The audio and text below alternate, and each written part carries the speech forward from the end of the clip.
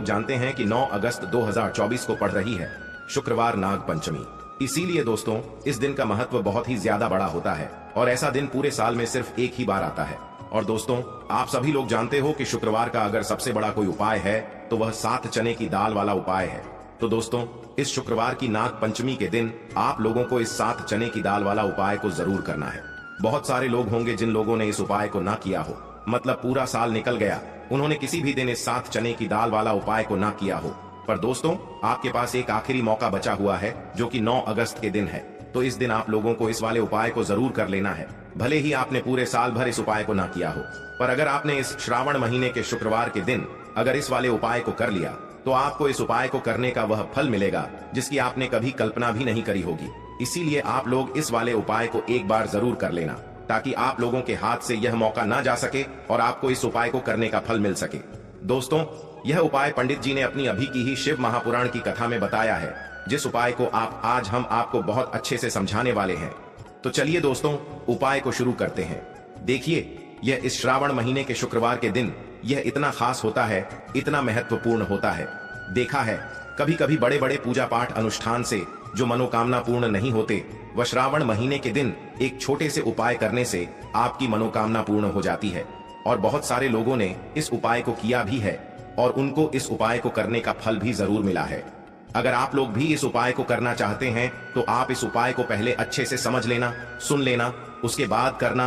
आपको इस उपाय का फल जरूर मिलेगा और इस उपाय को कर लेने से आपके घर में चाहे किसी भी प्रकार की दुख और समस्या क्यों ना चल रही हो, आपको उसका कारण भी नहीं पता है कि भाई यह समस्या किस कारण से चल रही है। उसका कुछ भी कारण हो सकता है, जैसे पितृदोष हो सकता है या किसी भी तरह का मंगल दोष भी हो सकता है।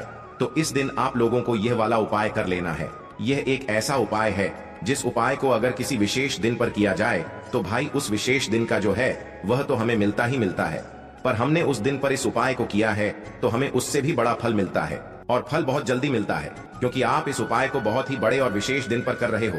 तो चलिए अब उपाय के बारे में बात करते हैं, लेकिन उससे पहले आप लोगों को यह जानना आवश्यक है कि आखिर यह उपाय किस समय करना है, किसको करना है और कैसे करना है। तो चलिए हम आगे आपको वीडियो में एक एक करके बता देते हैं। तो दोस्तों इस 7 चने की दाल वाला उपाय को हमें इस शुक्रवार के दिन कैसे करना है, किसको करना है, किस समय करना है और कहां पर करना है, ये सारे सवालों के जवाब आपको इस वीडियो में मिल जाएंगे। और जो ये वीडियो देखेगा भाई उसको 7 चने की दाल वाला उपाय जरूर करना चाहिए, क्योंकि इस दिन चने की दाल का भी बहुत ही बड़ा और विशेष महत्व होता है। और जब बात आ जाए चने की दाल की तो यह सोने पर सुहागा वाली बात हो जाती है और यह एक बहुत ही बड़ा उपाय हो जाता है इस शुक्रवार का। तो अब दोस्तों इस 7 चने की दाल वाला उपाय को आखिर करना किसको है, सबसे पहले हम लोग बात जान लेते हैं। तो देखो घर की जो बड़ी माताएं बहनें होती हैं, उन माताओं बहनों में से कोई भी एक बड़ी माता बहन इस वाले उपाय को कर सकती है। अगर किसी व्यक्ति की खुद की कोई मनोकामना है, खुद की कोई दुख और परेशानी है जो कि वह अपने लिए ही करना चाहता है, इस वाले उपाय को तो वह खुद अपने लिए भी कर सकता है।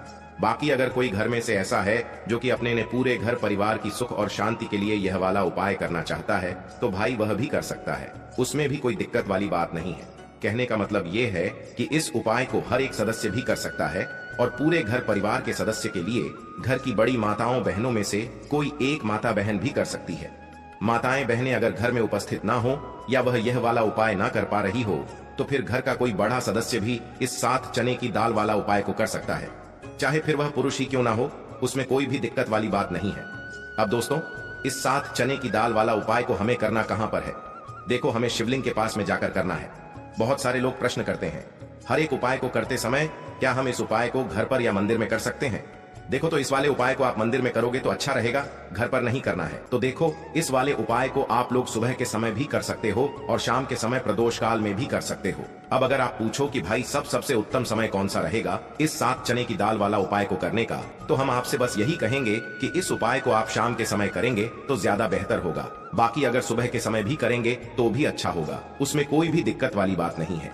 तो अब दोस्तों जो अगली सबसे बड़ी और महत्वपूर्ण बात आती है वह यह आती है कि सुबह अगर हम उपाय को करेंगे तो हमें कितने बजे से लेकर कितने बजे तक के बीच में करना है और शाम के समय प्रदोष काल में करेंगे तो हमें कितने बजे से लेकर कितने बजे के बीच में करना है। तो देखो सुबह जितनी जल्दी हो सके आप उपाय को करने की कोशिश करना।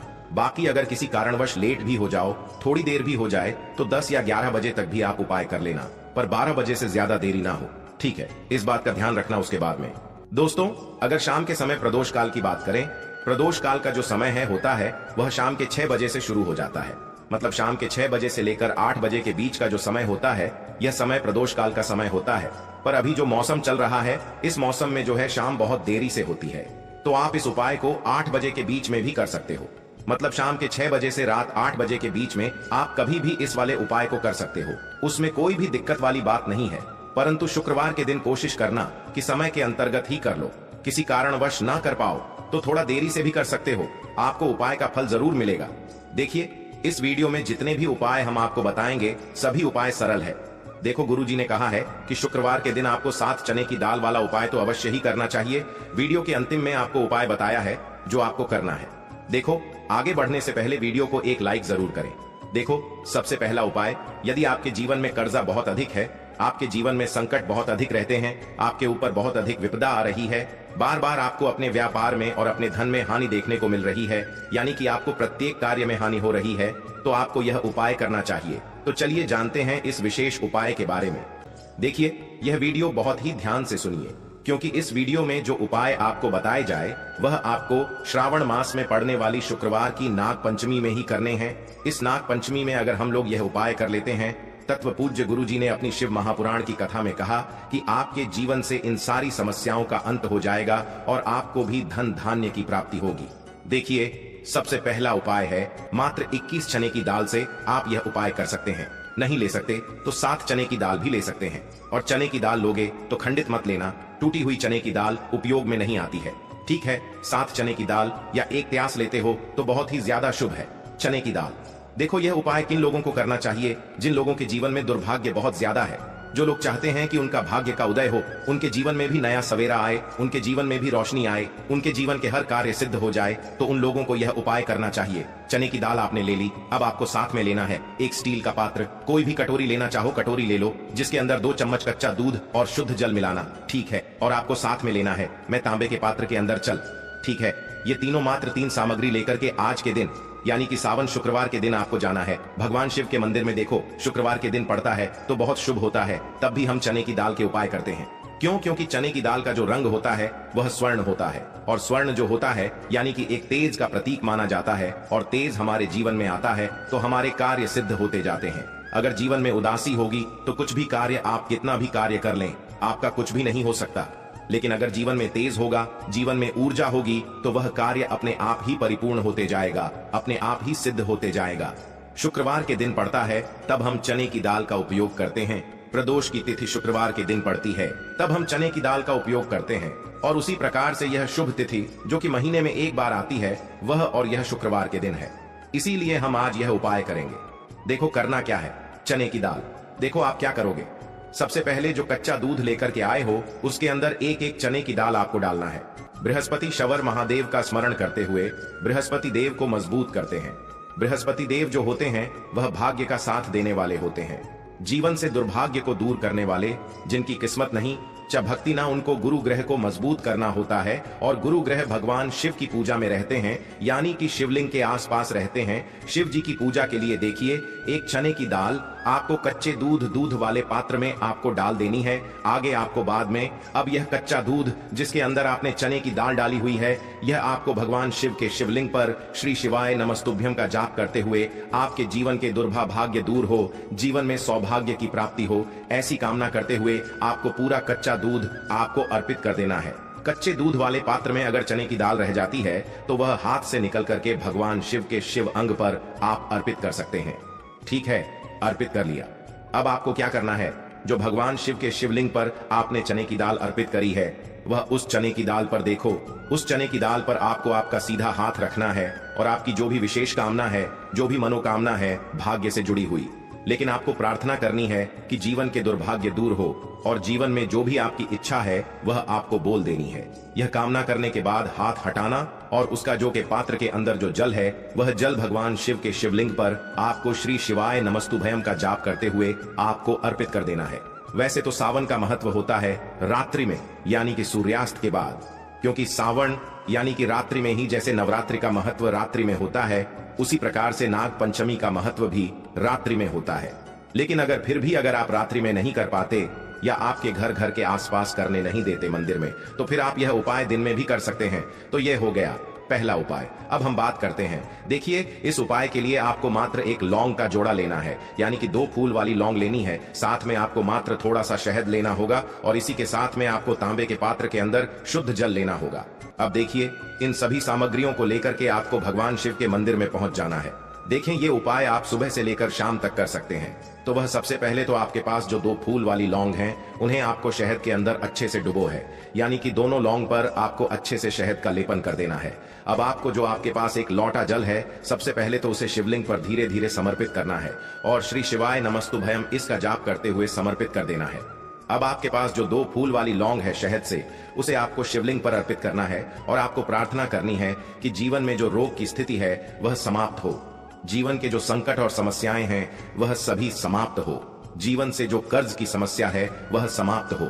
इस प्रकार से प्रार्थना करते हुए यह जो 2 फूल वाली लौंग ही शहद संयुक्त, इससे आपको शिवलिंग पर अर्पित कर देनी है। आपकी जो भी समस्या होगी इस शुक्रवार के दिन अवश्य ही समाप्त हो जाएगी। तो इस प्रकार से आपको पहला उपाय करना है। अब हम बात कर लेते हैं दूसरे उपाय के बारे में। देखो, यह उपाय आपके लिए सर्वश्रेष्ठ होने वाला है। देखिए, इस उपाय के लिए आपको मात्र 5 हरे मूंग के दाने आपको साबुत लेने हैं, खंडित नहीं होने चाहिए। इस बात का ध्यान रखें और इसी के साथ में आपको एक तांबे के पात्र के अंदर अपने घर से शुद्ध जल ले लेना है। अब दोस्तों, इन सभी सामग्रियों को लेकर के आपको सीधे पहुंच जाना है भगवान शिव के मंदिर में। देखिए, इस उपाय को भी आप सुबह भी कर सकते हैं और शाम के समय में भी कर सकते हैं। देखिए, भगवान शिव के मंदिर में पहुंचने के बाद आपके पास जो 5 हरे मूंग हैं, उनमें से पहला जो हरा मूंग है, आपको शिवलिंग के सामने जो नंदी महाराज होते हैं और उनका जो पैर उठा हुआ होता है, वहां पर आपको पहला हरा मूंग समर्पित कर देना है और आपको ओम नमः शिवाय इसका जाप कर लेना है। फिर आपको दूसरा हरा मूंग लेना है और शिवलिंग पर जो श्री गणेश जी वाला स्थान होता है, वहां पर आपको यह दूसरा हरा मूंग समर्पित कर देना है, यानी कि शिवलिंग के सीधे तरफ आपको यह दूसरा हरा मूंग समर्पित करना है और फिर आपको ओम नमः शिवाय या फिर श्री गणेशाय नम इसका जाप कर लेना है। तीसरा हरा मूंग का दान आपको भगवान शिव की सबसे प्रिय पुत्री माता अशोक सुंदरी वाले स्थान पर समर्पित करना होगा। शिव की जो जलाधारी होती है, जहां से जल बह करके आता है, उसी जलाधारी के बीच में जो कहीं कहीं उठी हुई लाइन होती है सांप की आकृति के रूप में, वहीं पर आपको तीसरा हरा मूंग समर्पित करना है और फिर आपको ओम नमः शिवाय इसका जाप कर लेना है। अब दोस्तों, चौथा जो हरा मूंग है, उसे आपको भगवान कार्तिकेय जी का जो स्थान होता है शिवलिंग पर, वहां पर आपको यह चौथा हरा मूंग का दाना समर्पित कर देना है और आपको ओम नमः शिवाय इसका जाप कर लेना है। अब दोस्तों, आपके पास जो 5वां और अंतिम हरा मूंग बचा हुआ है, उससे जल के पात्र के अंदर डाल देना है और इस हरे मूंग से युक्त जल से आपको भगवान शिव के शिवलिंग का अभिषेक कर देना है। जल आपको बिल्कुल धीरे धीरे समर्पित करते जाना है और लगातार आपको शिव महापुराण के मूल श्री शिवाय नमस्तुभ्यम इसका जाप करते रहना है। फिर आपको शिवलिंग के सामने बैठकर, यदि आप अपने बच्चों के लिए यह उपाय कर रहे हैं, यदि आप अपने बच्चों की बुद्धि ज्ञान और विवेक के लिए उपाय कर रहे हैं, तो उसके लिए आपको प्रार्थना कर लेनी है। या फिर व्यापार में वृद्धि करने के लिए यह उपाय कर रहे हैं, तो उसकी कामना करते हुए आपको प्रार्थना कर लेनी है। या फिर अपनी नौकरी के लिए कर रहे हैं, या फिर अपने इंटरव्यू के लिए, या फिर धन की प्राप्ति के लिए कर रहे हैं, जिस भी कामना के लिए आप उपाय कर रहे हैं, उसे परिपूर्ण करने के लिए आपको महादेव से प्रार्थना कर लेनी है और फिर आपको वापस अपने घर आ जाना है। पूज्य गुरु जी ने कहा है कि जो भी व्यक्ति इस उपाय को कर लेता है, तो यकीन मानिए आपके जीवन की जो सारे संकट, कष्ट और बाधाएं ही वह सभी समाप्त होंगे। अब हम बात करते हैं अगले उपाय की। इस उपाय के लिए आपको एक दीपक लेना है। दीपक आप मिट्टी का भी ले सकते हैं और शुद्ध आटा मढ़कर उसका दीपक भी आप तैयार कर सकते हैं।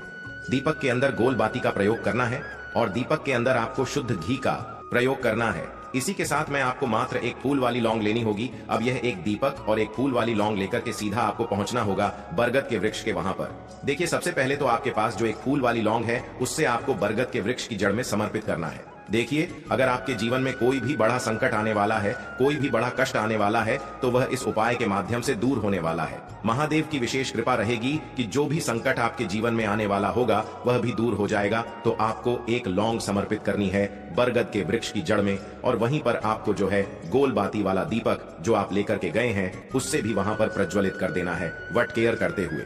देखिए, जब भी आपको जीवन में इस साल लगने लगे कि आपके जीवन में कुछ भी अच्छा नहीं चल रहा है, तब भी आपको ई उपाय करना है। तो इस प्रकार से आपको यह उपाय करना है। अब हम जान लेते हैं चौथे विशेष उपाय के बारे में। देखें, यदि आपके विवाह में, शादी में कोई भी समस्या आ रही है, यदि आपका जो कर्ज है वह दिन पर दिन बढ़ते ही जा रहा है, तो आपको यह चमत्कारी उपाय करना चाहिए। कोई भी समस्या अगर जीवन में है तो उसे दूर करने के लिए आपको ई उपाय करना चाहिए। मंगल दोष से जुड़ी हुई समस्या भी है तब भी आपको यह उपाय करना चाहिए। देखिए, इस उपाय के लिए आपको एक तांबे के पात्र के अंदर अपने घर से शुद्ध जल लेना है और इसी के साथ में आपको एक चुटकी लाल चंदन लेना होगा। अब आपको क्या करना है कि जो लाल चंदन आपने लिया है उसे आपको उससे जल के पात्र के अंदर डाल देना है और यह जल्द जो है आपको लाल चंदन से युक्त तैयार कर लेना है और यह लाल चंदन से युक्त जल आपको भगवान शिव के मंदिर में लेकर के पहुंचना है। लेकिन यह उपाय भी आप सुबह से लेकर के शाम तक कर सकते हैं। अब दोस्तों, यह जो लाल चंदन से युक्त जल है इससे आपको भगवान शिव के शिवलिंग पर धीरे धीरे अर्पित कर देना है और आपको लगातार श्री शिवाय नमस्तुभ्यम इसका जाप करते रहना है। देखिए, यदि आपके जीवन में विवाह से जुद्ध समस्या चल रही है तो आपको मंगलेश्वर महादेव का स्मरण करना है और जीवन में अधिक कर्ज की समस्या है तो आपको आरण मुक्तेश्वर महादेव का स्मरण करना है। देखना, एक दिन आपकी सब तरह की समस्या जल्दी ही समाप्त हो जाएगी।